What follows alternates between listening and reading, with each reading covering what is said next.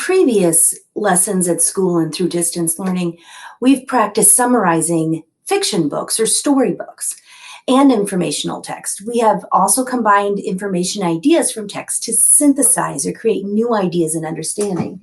Today, we're going to work on summarizing and maybe even do a little bit of synthesizing. Today, we're going to practice this with this text, How to Make Constellations. Remember, when we read, we look for a central idea and important details. Summarizing the central idea and important details helps us to better understand and remember what we've read. Synthesizing, which I said we might get to too, is when we put together information from one or more texts to create a new understanding of a topic. Synthesizing information helps us deepen our understanding and relate what we already know to new information.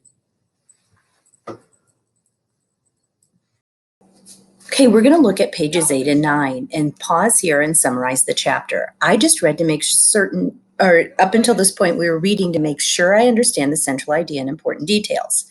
This chapter is about making constellation patterns using a cup, a pencil, a skewer, and a flashlight.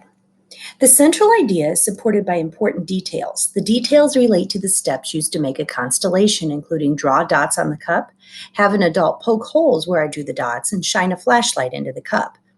Before I read the text, I knew that a constellation was a pattern of stars. Now I understand how to make my own star patterns by following these steps. That makes me think about why someone would want to make a star pattern. I can see that the boy in the pictures is smiling and having fun. I think that creating a pattern from nature is a fun activity because it helps us think about the world around us in a new way. Okay, let's look at the anchor chart here. When we summarize, we retell the central idea and important details in a text.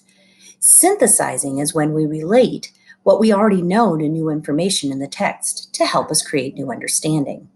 I have just shown you how I summarize a text by retelling the central idea and important details.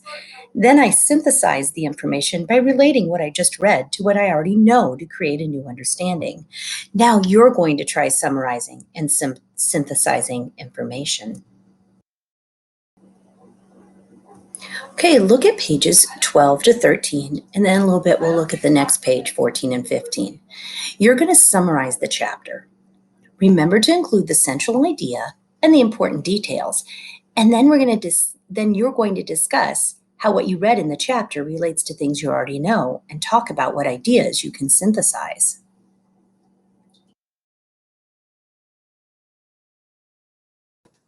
Okay, first graders, we've been working on summarizing and synthesizing today. I want you to think, remember to include the central idea and the important details whenever you do that. Now I want you to think in your head and read. We looked at the chapter that relates to things you already know and talk about things you can synthesize. If you can answer these questions, you can synthesize. I can use blank to make blank. Now I know how blank. If you can do these things, you can synthesize. So go ahead and tell someone in your house about those things, or go to Seesaw and share it with us there.